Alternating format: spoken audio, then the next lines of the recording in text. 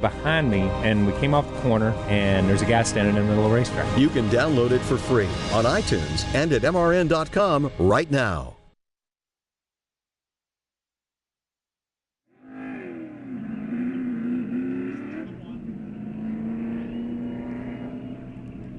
Going back under the green flag in exactly one lap, Kyle Larson and Brad Keselowski at the front of the field after pit stops. Hey, by the way, stay with MRN for the AutoZone commercial-free zone near the end of today's race. Seeing your check engine light come on can be seriously frustrating, but the cause isn't always something serious.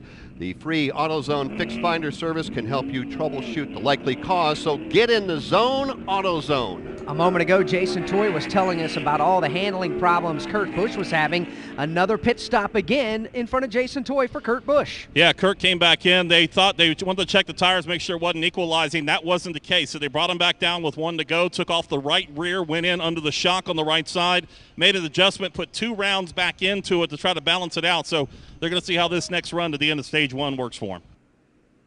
Field is coming to the Geico restart zone. Great news, there's a quick way you could save money. Switch to Geico. Go to geico.com, and in 15 minutes you could save 15% or more on car insurance. All right, we promised a strategy. What did we see here? We saw Harvick come early. We saw 2 tires, 4 tires. Rusty, break it down. I'm not for sure if the doggone Kevin Harvick thing was a planned deal or not. I mean, they came down, put 4 tires, no fuel. Now, as everybody put tires on and fuel, he did gain 2 positions, but that's not a lot. Another thing I noticed, what about the 20 car of Eric Jones? He was running second, comes out now running 8th. Kyle Busch with his problem, his strategy, he was running 3rd, and now he's back in 10th. So a lot of different things just happened as far as his strategy for this competition caution. Getting ready to go back under the green flag on the outside, and the race leader, Kyle Larson, to his inside.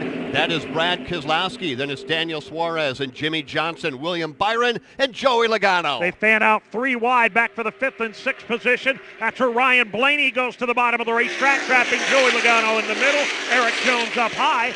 For the lead, it's Kyle Larson over Brad Keselowski to the Long Pond straightaway. Keselowski settles back into position. Here's Jimmy Johnson down to the inside lane. Kevin Harvick all the way down to the bottom of the racetrack. Is going to stack him up 3 wide. Harvick trying to find momentum down low. He comes charging past Jimmy Johnson off turn 2. And tries to get up alongside Joey Logano for a spot just outside of the top 5, but Harvick has to tuck back in the line. As they race into turn 3, it is Kyle Larson by 3 car lengths over Brad Keselowski, and 4 more to Daniel Suarez in 3rd. That's the exit off of turn number 3. Back to the start-finish line. 25 laps go on the board. Stage number 1 will conclude at lap number 50.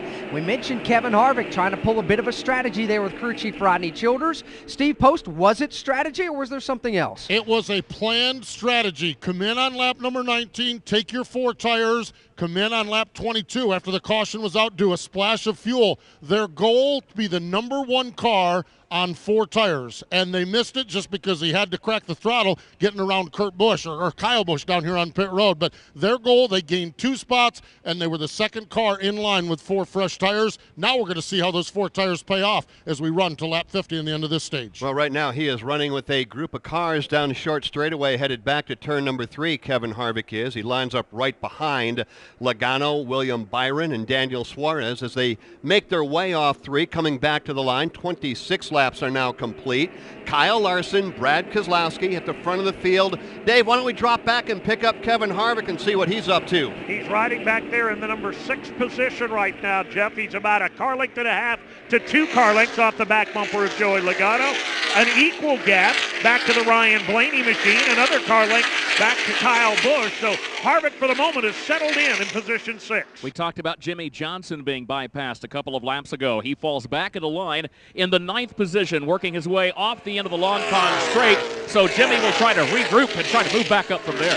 And he will get back in the line just inside of the top 10, keeping an eye on Kevin Harvick further up, closing in on Joey Logano to try to crack the top 5 for the first time. Logano hangs on to that position, but Harvick is right there within a car length. Well, I tell you what, talking about Harvick, you know, thinking about it, guys, I do like that strategy. That was a really good one to even think about doing that. I don't know if that would have worked unless we would have had a competition caution scheduled for lap 20, but to come down pit road on 19 or 18, put 4 tires on, then come back down when everybody else is in pits, putting 4 tires on and get a splash. Look, he did pick up 2 positions by doing that, but the nice thing is, like we talked a little while ago, he's got 4 tires in that car now, and a lot of guys don't. Good battle for the lead, headed to the tunnel turn. The race leader is Kyle Larson, but here comes Brad Keselowski. What was 3 or 4 car lengths a lap ago, down to less than a car length now into turn number 3. Kyle Larson positions his Chevrolet right to the bottom of the racetrack. The Ford of Brad Keselowski right there, stalking him, looking for the top spot. All right, you need to remember that the green checkered flag will come out at the end of lap 50. That'll be the completion of stage number 1. Kyle Larson, Brad Keselowski, Suarez, William Byron, Logano, top 5. Larson trying to reestablish a bit of a lead here after a bobble lap. For him, he is down on the way in that Napa Chevrolet. All right, what we saw right there were 3 of the Gibbs Toyotas come on to pit road. You had Eric Jones, Kyle Busch, Denny Hamlin, Chase Elliott, and Clint Boyer among those calling a strategy card right now. Yeah, they are, and you mentioned 3 of the 4 Joe Gibbs Toyotas came to pit road for that strategy play. The 4th is Martin Truex Jr., who is being scored in the 9th position right now. Jeff, he was too far behind the leader to stay on the lead lap under green conditions. He was about 14 seconds behind the leader, and we were told you got to be within about 12 or so to be comfortable to get back out. Why don't we find out? Kyle Larson headed back to turn number 3. He's got some cars right in front of him. They include some of those drivers that just exited the pit lane. Chase Elliott and Eric Jones among them. Larson continues to lead over William Byron. Yeah, Larson's got the lead, but right in front of him, right at the tail end of the lead lap, is Chase Elliott. It barely worked out for Chase coming down pit road and making that stop and not going down a lap. So Chase Elliott held on, but he was the last one that could pull that off. Anybody after that was going to get lapped. Kyle Larson, the leader in the final lap of stage 1. He's in turn 1. And he's begun to pull away now. What was a 2-car length lead is now 7 or 8 over William Byron. Larson on his way to the tunnel turn for the final time in stage 1. Kyle Larson continues to flex muscle here early on this afternoon at Pocono. Here he comes now, back across the tunnel turn and onto the short chute. Larson looking for some much needed stage points here in stage number 1, and he's 1 turn away from claiming the first checkered flag of the afternoon in this stage. He's the race leader over William Byron and has about 5 car lengths in hand back to the front straightaway. It'll be the first checkered flag he has seen since Atlanta when he picked up a stage win there. He'll pick up a stage win here, Kyle Larson will. Stage 1 complete. Kyle Larson across the line, seeing the green checkered flag. He does so in front of William Byron, Brad Keselowski, Kevin Harvick, and Eric Almirola. That is your top 5. He does a great job building engines for us, and obviously they're fast, so probably a fluke deal, I'm not sure, but we'll go back and look at it.